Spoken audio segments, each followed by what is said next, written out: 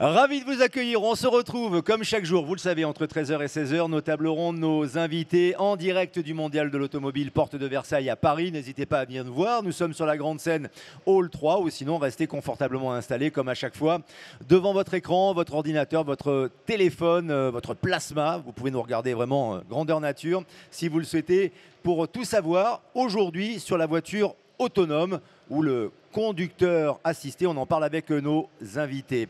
Vincent Abadie est avec nous. Bonjour Vincent Abadie, maître expert, vice-président ADAS Stellantis. Merci de nous avoir rejoints sur ce plateau. À vos côtés, Michel Forissier. Bonjour Michel Forissier, responsable ingénierie chez Valeo. On se connaît parce que vous êtes déjà venu sur le plateau de Mobility TV, sur nos plateaux à Boulogne-Billancourt, et c'est un plaisir de vous retrouver ici, au carrefour de la mobilité sur ce mondial. Pierre Maillot est avec nous également. Bonjour Pierre Maillot, vice-président Business Development de X Technologies. Il y a de l'intelligence artificielle dans les véhicules, voilà pourquoi Pierre Maillot est avec nous. Et Gérard Yayaoui, le président de Nexat, va nous rejoindre dans quelques instants. Le parc est grand et la porte de Versailles également. Gérard nous rejoint dans quelques instants. Avant d'évoquer l'intelligence artificielle, parce que c'est un point très important, voire névralgique dans la constitution d'une voiture autonome, et avant d'évoquer d'ailleurs la relation entre Stellantis et Valeo, et ce fameux radar, le LIDAR, troisième génération, on en parlera dans quelques instants, j'aimerais avoir votre définition à chacun de ce qu'est la voiture autonome. Tout le monde a une perception plus ou moins précise. Ok, c'est une voiture, on peut lâcher le volant. Mais ce n'est pas que ça, Vincent Abadie, la voiture autonome. Alors oui, alors, les définitions, il y en a plusieurs. Il n'y a pas forcément de définition unique. Moi, ce que je dis souvent, c'est que la voiture autonome, c'est quelque chose qui remplace le conducteur. Ça va se substituer au conducteur et on va devoir recréer l'intelligence de conduite du conducteur. Et un point qui est assez important, c'est que même des conducteurs peu expérimentés ou des conducteurs, des personnes âgées, sont capables de faire des choses assez incroyables quand ils sont au volant pour éviter des accidents, pour simplement gérer la voiture. Et recréer cette intelligence, c'est vraiment le challenge du véhicule autonome. Donc pour moi, c'est ça, c'est comment se substituer à l'intelligence humaine. Et cela veut dire continuer à garder le contrôle du véhicule, mais éviter quelques soucis, quelques incidents? Oui, tout à fait. Alors c'est surtout le fait que dans l'autonomie, on va progressivement se substituer à l'intelligence du conducteur. Donc on a toujours un peu besoin que le conducteur soit là au début. Et bien sûr, plus on va aller loin, voilà, parce que pour l'instant, et on va en parler plus en détail, on n'est pas encore à 100% d'autonomie, c'est-à-dire on ne s'installe pas dans la voiture, on fait une sieste, et puis on appuie sur un bouton et on arrive à destination. Michel Forissier, votre définition à vous aussi, alors j'imagine qu'elle est complémentaire, parallèle à ce que vient de dire Vincent Abadie, mais peut-être que vous avez une perception un peu différente. Je crois Vincent a très bien défini le sujet, donc je ne crois pas pouvoir gloser dessus. Je pense que par contre, ce qui est intéressant à comprendre, c'est qu'il y a une progressivité dans la course à l'autonomie de la voiture. Dans ce qu'on appelle les niveaux, dans notre jargon, on a 5 niveaux d'autonomie. On fait en fait des évolutions progressives des fonctions de la voiture, qui sont avant tout des fonctions de sécurité active, qui s'empilent les unes par rapport aux autres jusqu'au point où on arrive effectivement à déléguer la conduite au client, à la voiture, et jusqu'au point où on n'a plus besoin du conducteur. Et donc c'est toute cette progressivité qui est intéressante, parce qu'en fait on arrive à construire une feuille de route de technologie progressive où on trouve des usages particuliers et intéressants à chaque fois. Et donc vous allez voir que sur certaines voitures, on va vous parler de niveau 1, de niveau 2, de niveau 3 ou plus. Et c'est tout cet écosystème de la sécurité active qui est en train de se développer. Voilà, sur les niveaux, on va y revenir en détail dans un instant. Il y en a 5. Pour l'instant, la plupart des véhicules sont au niveau 3 sur l'autonomie. 2, on va passer au 3 là. On est sur le point de passer au 3. Voilà. On ne va pas anticiper, mais en tout cas, on est sur le bon chemin. Pierre Maillot, l'intelligence artificielle, comment X Technologies intervient dans le cadre de cette description qui a été parfaitement réalisée par nos deux autres invités dans la voiture autonome? Oui, donc effectivement, nous, chez X Technologies, on est une start-up qui se focalise sur la gestion de la donnée. Cette donnée, elle est nécessaire lorsqu'on développe des algorithmes d'intelligence artificielle pour apprendre de nos modèles, développer le software et continuer à obtenir un niveau de fiabilité qui soit suffisant pour justement passer d'un niveau à un autre. Aujourd'hui, en fait, il y a plusieurs approches sur l'autonomie. Il y a des approches où on va partir de niveau 1 à niveau 2 et on va continuer à augmenter le niveau d'autonomie dans le véhicule en mettant de plus en plus d'assistance. c'est une bonne approche parce qu'en fait, on a déjà des véhicules sur la route et justement, on va apprendre bottom-up.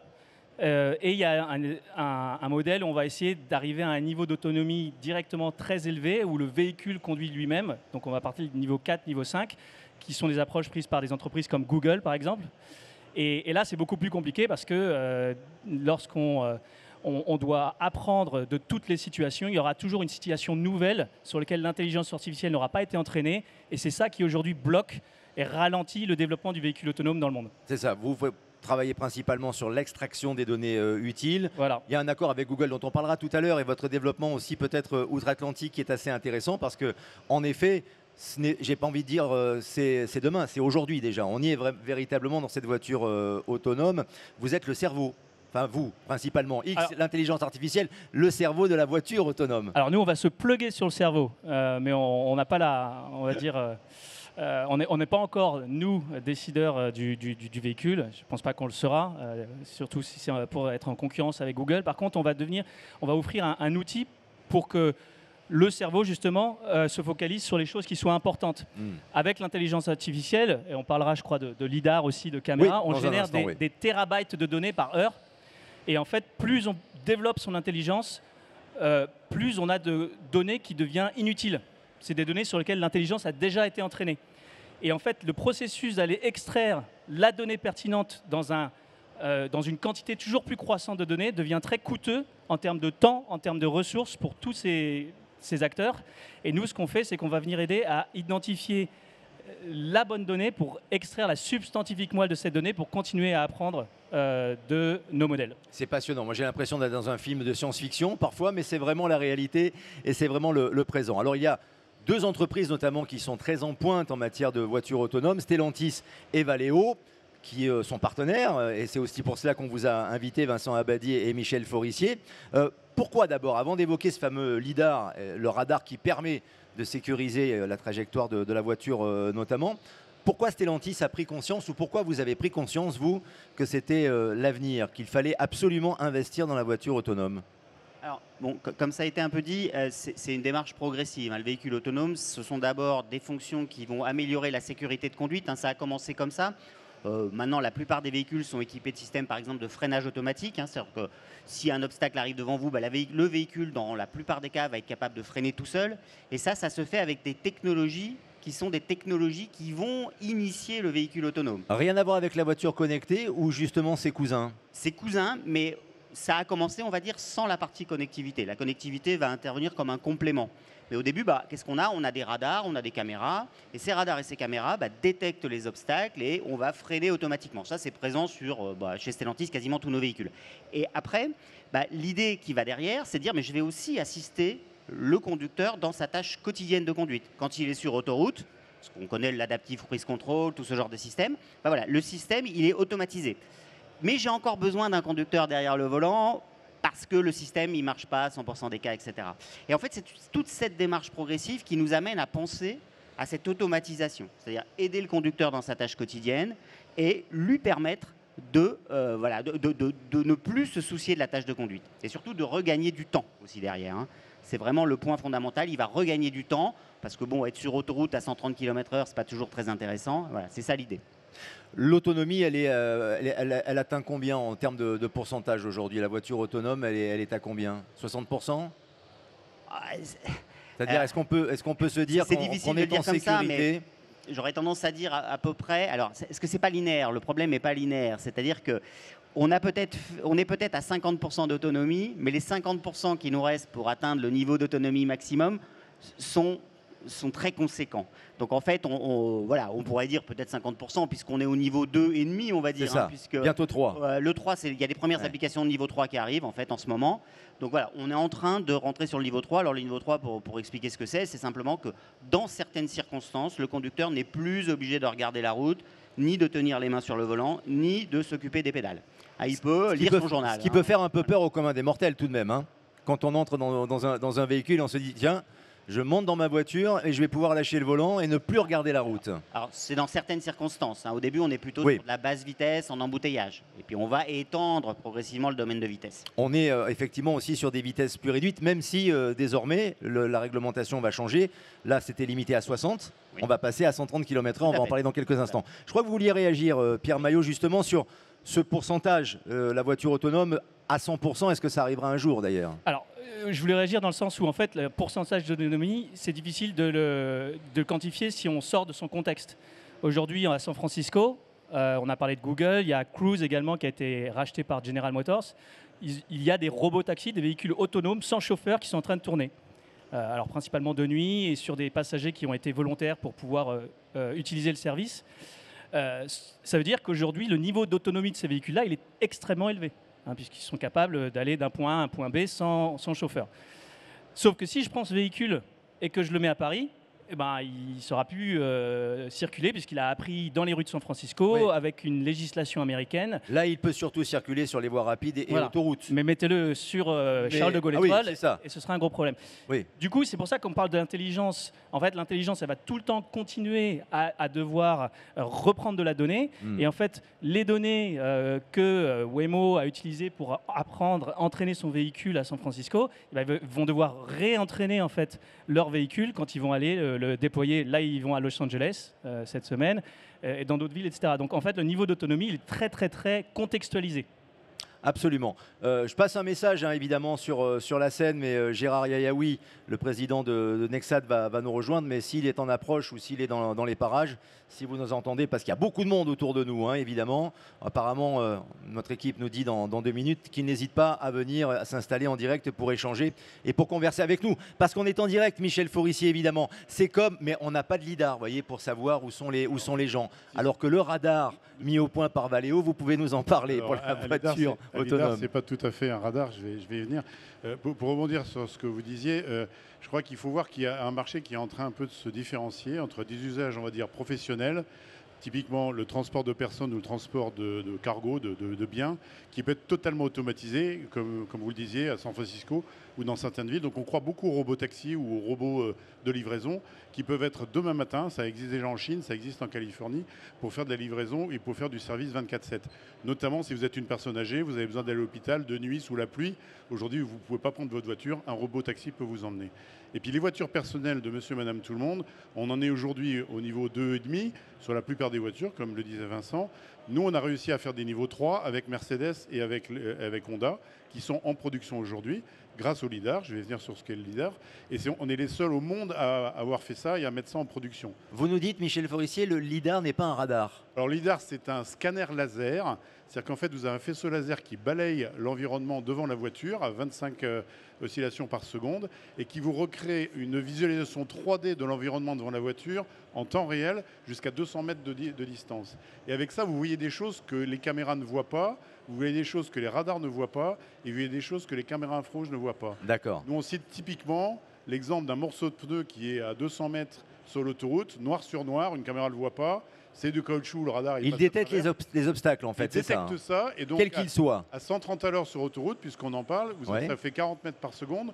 Vous avez le temps, si c'est à 200, vous avez 5 secondes pour réagir, anticiper, freiner ou éviter. Et ça, c'est indispensable. Donc aujourd'hui, il n'y a pas de niveau 3 sans lidar. Ouais. Je vais demander à nos équipes un petit verre d'eau pour Gérard Yayaoui qui vient d'arriver. Bonjour, je vous salue. Je sais que vous êtes venu en courant pour Merci. nous rejoindre Oui. et être à l'heure. On fait Merci aussi d'être là. On fait aussi du sport chez Nexat. Mais je vois ça, c'est très très bien. Et alors, c'était autonome ou pas autonome pour venir jusqu'ici? Ah, j'étais autonome. Autonome J'ai des totalement. chaussures autonomes. Très bien, on vous amène un petit verre d'eau pour vous désaltérer, mais je vous cède la parole si vous êtes d'accord, Gérard Yayaoui, puisqu'on est en train d'échanger, de converser depuis quelques minutes avec nos invités sur la voiture autonome. Et on a évoqué évidemment l'intelligence artificielle avec Pierre Maillot. Moi, j'aimerais que vous me parliez effectivement de Nexat, dont vous êtes le président, et comment vous intervenez, vous, dans le cadre de la voiture autonome qui Alors, existe aujourd'hui, hein. Oui, alors nous, donc, on a développé un module d'IA qui mesure à chaque instant la prudence de conduite au vu du contexte. Et donc, ça permet de répondre à plein de questions. Par exemple, Euro NCAP demande à ce qu'on affiche les vitesses. Nous, on va chercher quelle est la vitesse prudente Donc on peut afficher au tableau de bord la vitesse, ça fonctionne. On a une démo là-dessus avec notre véhicule Dream Motor One. On peut dire à une ACC, si la prudence est trop faible, alors ralentir, sinon accélérer jusqu'à la vitesse limite. On peut faire du monitoring d'un véhicule autonome. Qu'est-ce que c'est le monitoring d'un véhicule autonome? C'est de la surveillance. On va surveiller en temps réel. Est-ce que finalement le véhicule autonome prend des risques ou pas? Donc on va pouvoir l'informer. Donc il y a plein d'applications. On n'en a pas encore vu le bout. On travaille avec des EOM pour comprendre nous-mêmes la richesse de notre solution aujourd'hui. Évidemment. Cela passe, Vincent Abadie, forcément par l'intelligence artificielle.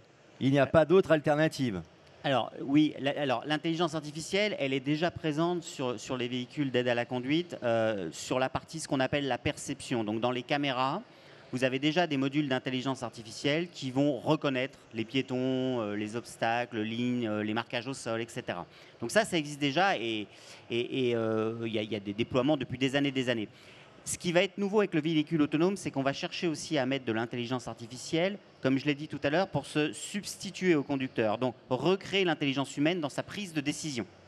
Et c'est ça qui est assez fondamental, c'est que on s'est rendu compte que pour les niveaux les plus hauts d'autonomie, cette intelligence artificielle, elle doit être présente sur tous les algorithmes, toute l'électronique qui est embarquée dans ces véhicules. Les véhicules actuels de niveau 3, par exemple, on a fait référence sur les premières applications de niveau 3, utilisent assez peu l'intelligence artificielle aujourd'hui. Et c'est aussi une des raisons pour lesquelles elle s'est relativement limitée. On a parlé de 60 km/h, sur situation d'embouteillage, etc. Si on veut aller plus loin, on a parlé du robot de taxi, par exemple, le robot de taxi utilise de manière massive l'intelligence artificielle. C'est en tout cas la seule manière qu'on voit aujourd'hui de faire des choses aussi compliquées. On va revenir au lidar dans un instant, troisième génération bien sûr, qui est utilisée, adaptée chez Stellantis. Mais je vous cède encore la parole, Vincent Abadie, parce que je crois savoir que pour générer et pour évaluer la vitesse des véhicules autonomes, vous avez fait des tests sur l'autoroute A86. Alors oui, c'est pas très loin d'ici, je le précise, hein, pour celles et ceux qui nous rejoignent, qui viennent peut-être aussi de province, des tests récents sur la 86. Tout à fait. Alors, pour adresser, on va aller encore un cran plus loin. Si on veut aller aux hautes vitesses sur autoroute, typiquement, il y a beaucoup de Donc cas, à 130. Quoi, à 130. 130. Il y a beaucoup de cas particuliers que vous allez rencontrer sur l'autoroute. Hein. Si vous roulez sur l'autoroute, des fois il y a des travaux, des fois il y a des grandes flèches, là, ça s'appelle les flèches de rabattement par exemple. Vous, quand vous conduisez, vous les voyez à peu près à 500 mètres. Et donc, vous voyez une flèche de rabattement sur votre voie, qu'est-ce que vous faites? Vous changez de voie, mais bien avant de voir la flèche de rabattement. Si je prends les technologies actuelles, je vais détecter une flèche de rabattement avec un lidar, avec un radar, mais je vais le détecter peut-être un peu tard, c'est-à-dire quand je vais arriver devant la flèche. Et qu'est-ce qui va se passer? Je vais déclencher un freinage automatique devant la flèche. Bon, le client ne va pas être très content, il va se dire « Oh là là, mon système n'est pas très intelligent » et c'est même éventuellement dangereux. Alors, c'est là où la connectivité intervient. Vous avez parlé tout à l'heure de la connectivité. Oui. Et si je travaille avec une flèche qui est connectée à mon véhicule, j'ai l'information par le réseau mobile, hein, comme le téléphone, qu'il y a une flèche dans 1 km. Je peux anticiper, mon véhicule autonome peut anticiper et se rabattre. Et c'est exactement ce qu'on fait avec Vinci, hein, quand on travaille sur le tunnel de la 86, c'est qu'on travaille sur toute la connectivité, tout ce qu'elle peut amener pour le véhicule autonome, alors en particulier sur autoroute à haute vitesse, hein, mais ça peut être vrai aussi dans les situations urbaines, avec des feux connectés, des choses comme ça. Ça ne tombe jamais en panne? Parce que quand on est connecté de partout, il ne faut pas avoir de problème de batterie, ou il ne faut pas qu'il y ait de coupure de courant, par exemple. Voilà, donc d'où l'intérêt d'avoir ce qu'on appelle de la redondance. Pas seulement un seul système sur lequel on compte, j'ai toujours mes capteurs embarqués, j'ai éventuellement plusieurs moyens de communication, voilà, c'est 2, 3, voire 4 redondances, hein, un peu comme dans l'aéronautique. Hein. Michel Forissier, quelques mots sur le lidar. Vous avez décrit ce dont il s'agissait et en effet ce n'est pas un radar, enfin en tout cas ce n'est pas qu'un radar en effet, mais il y a plusieurs générations de lidar. C'est-à-dire que le tout dernier, 3e génération, il consiste en quoi? Quelles sont ses forces? Alors, il est beaucoup plus précis, il voit beaucoup plus loin et il a une bien meilleure définition. Là, si vous allez sur le stand Valeo, vous allez voir une image en grand écran qui est présentée où on a 10 millions de points par seconde qui sont scannés. 10 millions de points par seconde. 10 millions de points par seconde sur un angle de 20 degrés avec une résolution de 0,05 degrés, donc un truc très très précis, et ce qui permet d'augmenter vraiment l'environnement 3D et la construction de l'environnement 3D. Et pour rebondir sur ce que disait Vincent Abadie, au-delà de la détection et du traitement de ce qu'on appelle la notation ou la reconnaissance des objets qui sont dedans, on peut faire aussi de la prédiction. Parce que dès lors que vous avez modélisé l'environnement autour de vous, vous pouvez imaginer ce qui va se passer. Par exemple, on sait identifier un piéton qui est en train de passer entre deux voitures et qui va peut-être traverser. Auquel cas, la voiture, elle, va réagir et va freiner en prudence, pour reprendre ce que disait Gérard Yaoui tout à l'heure, de façon à éviter une situation qui pourrait être à risque. Et donc, tout ça est couplé. Vous avez besoin de capteurs extrêmement performants. Vous avez besoin d'un calculateur de haute puissance qui est dans la voiture, qu'on appelle un domaine contrôleur. Le logiciel embarqué dans le calculateur, donc on fait tout ça. Et dans ce logiciel, vous avez toutes les couches d'intelligence artificielle dont on parle depuis tout à l'heure. Absolument. Gérard Yaoui, justement, quelle est la marge de progression encore de ces programmes, de cette intelligence artificielle?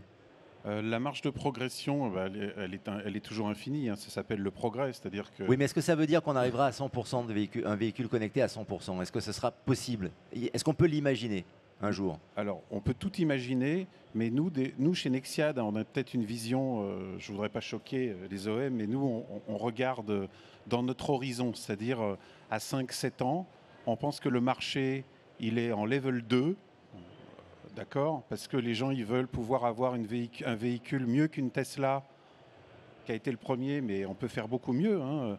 Donc mieux qu'une Tesla en ville, qui conduit de manière quasi autonome avec le conducteur qui surveille. Ça va permettre de récupérer pour les OM énormément de data. Oui. Et donc de sauter peut-être des étapes dans les level 3, 4, 5, parce qu'une fois qu'on a un véhicule qui marche quasiment parfaitement partout, il y a encore un problème de responsabilité juridique, c'est-à-dire on ne le passe pas en level 3, on ne le passe pas en level 4, en level 5, mais on pourrait, entre guillemets, mais on récupère de la data et là on va travailler sur la fiabilité, ce genre de choses. Donc nous, c'est en tout cas dans la stratégie Nexiad, on est tout petit, hein, mais c'est ça qu'on a écrit et on essaye d'aider nos clients OEM pour aller vers ça, c'est-à-dire battre Tesla déjà dans un premier temps, très vite, et puis derrière... collecter toutes les datas, tout connecter, parce que notre IA, par exemple, elle agrège toutes les datas, c'est-à-dire les capteurs, la carte de navigation, le V2X, donc les informations télécom, si on a le grip de la route, excusez-moi, je finis par parler anglais à force, je deviens fou. Vous pouvez, allons-y. Hein. On est retransmis aussi sur Reuters TV, donc on peut parler anglais. Il y a d'ailleurs des émissions et tables rondes en anglais sur cette antenne. Et donc on agrège tout ça et on pense qu'une fois qu'il y aura beaucoup de kilomètres avec un véhicule qui sait entre guillemets tout faire, mais qui a le droit à l'erreur, donc le conducteur surveille, toutes les datas vont permettre de sauter des étapes et d'aller vraiment très vite sur la promesse finale du véhicule autonome, sans passer par toutes les étapes qu'on a entendues, qui sont bien, hein, faute de mieux, mais le big data d'un véhicule totalement autonome en level 2, ça peut être vraiment très précieux. C'est notre vision, alors c'est ce qu'on essaye de vendre à nos clients en fait. Vous avez prononcé le nom de Tesla 2 ou 3 fois, Gérard Yaoui. Est-ce que ça veut dire que c'est un véhicule référent ou est-ce que c'est un véhicule rival qu'on essaie de dépasser? Nous, on ne fait pas de véhicule, mais disons que Tesla a mis un coup de pied dans la fourmilière. Pardonnez-moi, je vous paraphrase un tout petit peu. Vous avez dit essayer de dépasser, de battre Tesla tout à l'heure. Oui, bien sûr, on peut les battre vraiment de beaucoup, et avec des choses, une IA qui est assez simple à implanter. Donc en fait, il n'y a aucune raison de ne pas le faire, de reprendre des parts de marché. Et nous, on a étudié leur méthode, c'est-à-dire qu'on a une Tesla chez Nexiad et on est testeur, donc on sait qu'ils récupèrent des datas, etc. Et donc, il n'y a aucune raison de ne pas pouvoir le faire, et avec peut-être une meilleure qualité, parce qu'ils sont partis dans des solutions techniques d'IA assez ambitieuses, mais qui sont peut-être des cul-de-sac. Pierre Maillot, la récupération de data, on en parlait avec vous tout à l'heure, avant que d'ailleurs Gérard Yaoui nous rejoigne. Dans votre accord avec Google, qui investit chez X notamment, est-ce que vous vous inscrivez dans la même politique, la même stratégie que votre camarade? Oui, alors là où en fait Tesla est intelligent, c'est qu'en fait, comme on l'a dit jusqu'avant, l'intelligence artificielle, augmenter son autonomie, ça dépend de la data qu'on va remonter. Sauf que Tesla aujourd'hui, ils ont des millions de conducteurs qui leur remontent de la donnée sur la performance de leur véhicule et donc qui va leur permettre d'améliorer ces niveaux d'autonomie petit à petit parce qu'ils ont des millions de kilomètres qui peuvent justement remonter et ils ont des moyens comme le nôtre de remonter la donnée la plus pertinente. quand on essaie de développer un véhicule autonome dès le début, avec un niveau d'autonomie 4, on va devoir faire des roulages de tests qui vont nous coûter beaucoup d'argent, puisqu'en fait, on ne va pas générer de revenus, et qui va nous prendre encore plus de temps parce que le niveau d'autonomie demandé est très très élevé. Et c'est une approche différente, mais je pense que c'est à ça que faisait référence Gérard. Et donc c'est intelligent effectivement de progresser dans le niveau d'autonomie. Pour revenir à la question sur Google, Google a investi à travers un programme, le Google Black Founders, dans l'entreprise. On a effectivement beaucoup de relations avec le marché US. Moi-même, j'ai travaillé 5 ans aux États-Unis et nos 3 cofondateurs ont tous vécu à un moment de leur vie. Et le business de votre en écosystème Californie. est plutôt aux États-Unis? Alors, on a fait un programme Techstars, un programme qui est un programme très réputé pour les startups qui nous permettent d'accélérer. Uber a fait d'ailleurs ce programme-là il y a quelques années. Et aujourd'hui, on a des clients qui utilisent notre software, qui sont basés dans la Silicon Valley et qui développent de l'intelligence artificielle pour le véhicule autonome. Donc pour nous, c'est clair que la relation avec les États-Unis, elle est très importante. Michel Forissier. Alors, je pense qu'il y a une chose que peut-être les gens ne savent pas. Bien le micro devant votre menton. Je pense qu'il y a voilà, des gens parfait. choses que les gens ne savent peut-être pas, c'est qu'on a une filière d'excellence de l'IA en France. Parce que nous, par exemple, on a ouvert un laboratoire d'intelligence artificielle qui s'appelle Valeo.ai. Avec des chercheurs, on a des académiques comme l'INRIA qui sont des gens très pertinents dans ce domaine-là. On a des startups comme celles qui sont présentes ici. Et en fait, on travaille avec les gens du monde entier. Donc, bien sûr, il y a la Californie. On travaille aussi avec les Californiens. Nous aussi, on travaille avec Google, etc. Bien sûr. Mais fondamentalement, la France a une filière d'excellence liée à sa culture mathématique. Et il y a d'excellents chercheurs en intelligence artificielle. Il y a des gens de Google DeepMind qui sont en France, qui travaillent en France. Donc il faut aussi savoir que le savoir-faire, il est ici. On a les talents, on a les gens, on a les jeunes ingénieurs qui sont très très doués. Et on est capable de développer nous-mêmes les algorithmes et toutes les logiques sophistiquées qui ont été évoquées par mes collègues ici tout à l'heure. Et évidemment, on met ça dans les solutions constructeurs. Les constructeurs travaillent avec nous. Enfin, on travaille tous dans un écosystème qui est assez cohérent. C'est très important de le préciser. Vous avez bien fait d'intervenir par rapport à ça. Le temps qui nous est imparti s'achève. Juste une question, un tour de table rapide et là une réponse par oui ou par non. Et si vous voulez rajouter un petit commentaire, vous pouvez. Quand le véhicule autonome sera vraiment d'un usage très courant, adapté au commun des mortels et que ce sera vraiment dans la vie de tous les jours, est-ce que vous-même, personnellement, vous utiliserez une voiture autonome? Gérard Yayaoui. Oui, oui. Oui, oui, très bien. 2 oui pour Gérard. Vincent Avadi. Oui, évidemment. Oui. Oui, évidemment. Très bien. Non, mais il y a de la sincérité dans ce que vous dites, évidemment. Et sachez que cette émission est enregistrée, donc on peut ressortir les bandes à tout moment. Michel Forissier. Oui, avec des systèmes Valeo dedans. Évidemment, bien sûr. Pierre Maillot, vous allez dire? Ouais, je veux dire oui aussi. Oui aussi, très bien. Je veux dire oui aussi. Ce que je voudrais juste préciser, c'est que pour les gens qui sont autour de nous, que la fantaisie du véhicule autonome qui vient nous rechercher devant chez nous et qui va nous emmener à l'aéroport et qui va conduire de manière complètement autonome de A à B, Comme est dans les encore films loin. futuristes. Par contre, que l'autonomie dans le transport, type transport de marchandises, livraison, un shuttle qui va faire un tour de campus, ce sont des applications qui vont voir le jour beaucoup plus rapidement. Très très vite. Dans quoi? Dans 1 an, 2 ans? C'est maintenant. Ouais. C'est maintenant. Très bien. Bon, c'est le cas. Très bien. Tout le monde me dit c'est maintenant, donc je me tais. Merci infiniment à tous les 4. Merci beaucoup. Merci de nous avoir accompagnés. Sujet passionnant, hein, évidemment, la voiture autonome, le conducteur assisté. Merci de nous avoir suivis.